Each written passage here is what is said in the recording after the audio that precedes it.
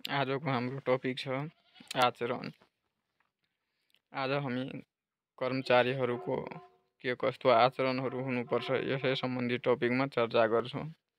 यसमा पहिला छ परिभाषा आचरणको, जुन भनेको छ के गर्नुहुन्छ के गर्नु हुँदैन भन्ने व्यवहार नै आचरण हो। आचरण भनेको कुनै पनि व्यक्ति वा संस्थाले अनुसरण गर्नुपर्ने कानुनी र नैतिक बन्धनको रूपमा पनि बुझ्न सकिन्छ। र आचरण लिखित मात्र नभई अलिखित पनि हुन सक्छ। र आचरणलाई आचार संहिता पनि भनिन्छ।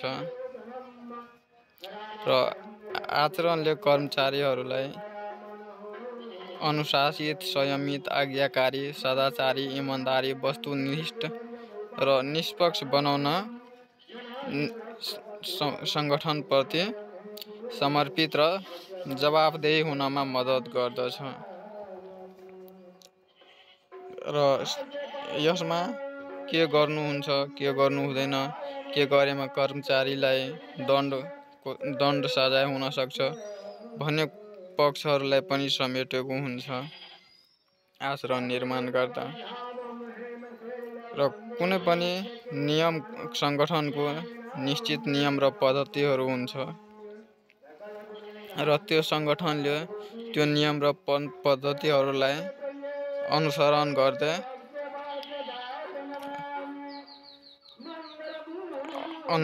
गर्नुपर्छ र जसले उल्लङ्घन गर्छ त्यो नियम र पद्धतिहरूलाई उनीहरूलाई नियम बमोजिम सजायको भागीदार पनि हुनुपर्छ।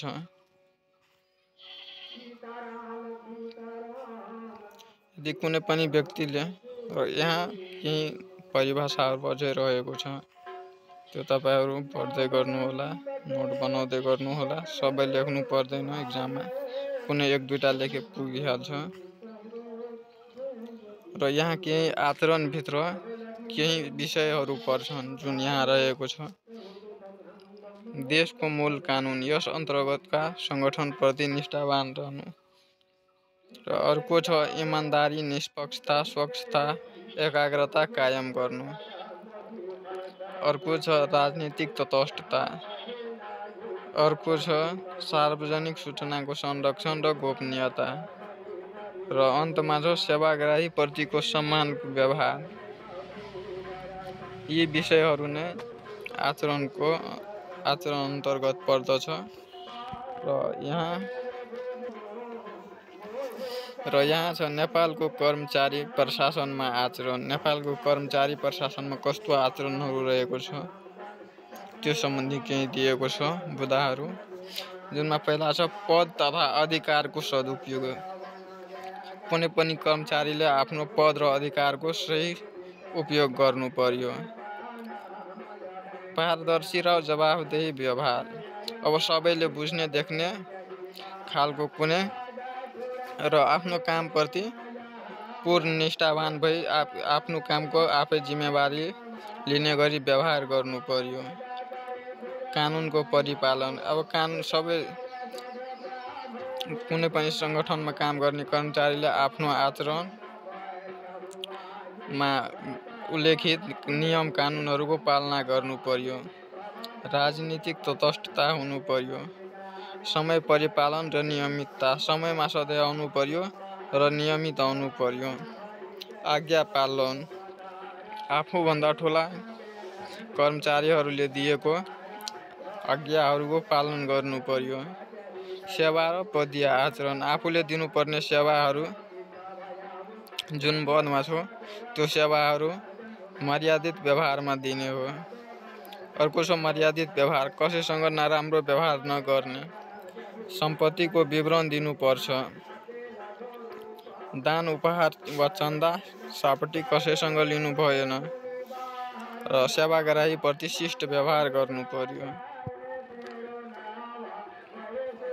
त्यसै गरी यहाँ केही आचरणको उद्देश्यहरू रहेको छ। संगठनमा कर्मचारीहरूबीच अनुशासन कायम गर्न। आचरण किन आवश्यक पर्छ भने सङ्गठनमा विभिन्न कर्मचारीहरू काम गरेको हुन्छ र तिनीहरू बीच अनुशासन कायम गर्नको लागि आचरणको मुख्य महत्त्व हुन्छ। सङ्गठनमा नैतिक व्यवहारलाई प्रवर्धन गर्न र अनैतिक व्यवहारलाई निरुत्साहन गर्न। सङ्गठनमा राम्रो व्यवहारहरू लागू गर्न र नराम्रो खराब बानी व्यवहारहरूलाई कम गर्नको लागि पनि आचरणले महत्त्वपूर्ण भूमिका खेलेको हुन्छ। व्यवस्थापन र कर्मचारीहरूबीच समन्वयता ल्याउन। व्यवस्थापन समिति हुन्छ र कर्मचारीहरूबीचको राम्रो सम्बन्ध बनाउनको लागि पनि यसको महत्त्व हुन्छ। कर्मचारीहरूलाई सङ्गठनप्रति जवाफदेही र समर्पित बनाउन पनि यसको महत्त्व हुन्छ। कर्मचारीहरूमा सदाचारिता, इमान्दारिता, वस्तुनिष्ठता, निष्पक्षता आदि भावनाको विकास गराई सङ्गठनको कार्यमा गुणात्मक वृद्धि गर्न। अब अर्को उद्देश्य रहेको छ कर्मचारीहरूको बीचमा सदाचारिता, इमान्दारिता, वस्तुनिष्ठता, निष्पक्ष र अन्य यस्तै राम्रो विचार र भावनाहरूको विकास गरी कार्यमा वृद्धि गराउन। कर्मचारीले गर्न हुने नहुने कार्यको सीमा र आचरणले कर्मचारीले के गर्नुपर्छ के गर्नु हुँदैन भन्ने कुराको सीमा निर्धारण गर्छ। सम्पूर्ण कर्मचारीहरूलाई एक सूत्रमा आबद्धता गराउने। अब सबै कर्मचारीहरूलाई एउटै सूत्रमा आबद्ध गर्नको लागि सङ्गठनप्रति नागरिकको विश्वास अभिवृद्धि गर्न र सङ्गठनप्रति नागरिकहरूको जनताहरूको विश्वास अभिवृद्धि गराउन। सङ्गठनका कार्यमा वैधानिकता स्थापित गर्न। दण्ड तथा सजाय प्रक्रियालाई प्रभावकारी बनाई सङ्गठनात्मक प्रभावकारिता अभिवृद्धि गर्न र असल शासन स्थापित गर्न। र यही उद्देश्यहरू रहेको छ आचरणको। र यहाँ केही नेपाल विद्युत प्राधिकरणको कर्मचारीहरूको सेवा शर्त विनियमावली 2075 मा केही आचरण सम्बन्धी व्यवस्थाहरू रहेको छ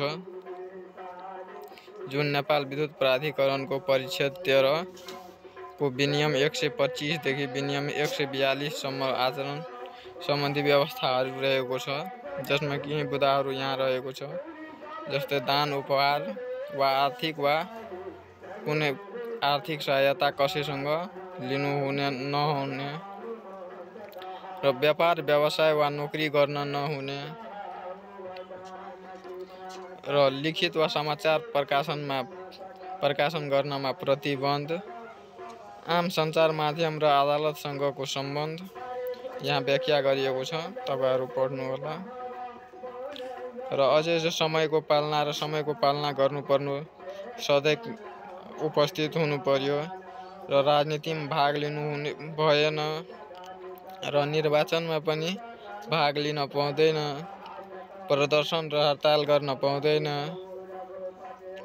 यो नेपाल विद्युत प्राधिकरण कर्मचारीहरूको लागि हो। कुनै पनि कर्मचारीले हडताल, थुनचेक तथा घेराउ गर्न पाइँदैन, प्रतिबन्ध गरेको छ। प्रतिनिधित्व गर्नमा प्रतिबन्ध लगाएको छ। कसैलाई प्रभाव पार्न नहुने। कर्मचारीले प्राधिकरणको कामसँग सम्बन्ध भएको कुनै बाह्य व्यक्तिसँग, अब कुनै कर्मचारीले कुनै कामसँग सम्बन्ध भएको कुनै पनि बाहिरी व्यक्तिबाट शाप्ती वा कुनै आर्थिक सहायता लिनु हुँदैन र कानुन विपरीतको विवाहमा पनि प्रतिबन्ध लगाएको छ।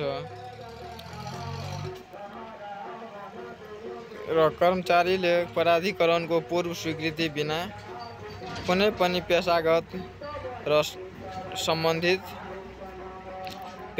हित सम्बन्धी संस्था बाहेक अरू कुनै सङ्घ र संस्थाको सदस्य पनि लिन पाउँदैन। प्राधिकरणको हित विपरीतको कार्य गर्न पाउँदैन।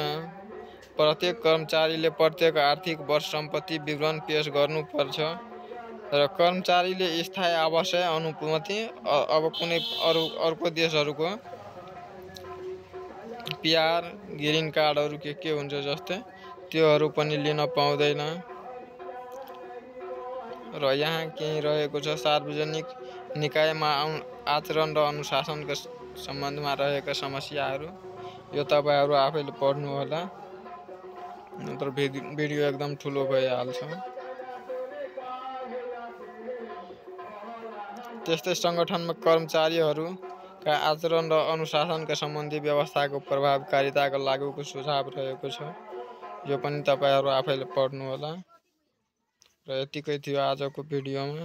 अब अर्को टपिक अर्को भिडियोमा लिएर आउनेछु। तबसम्म पढ्दै गर्नु।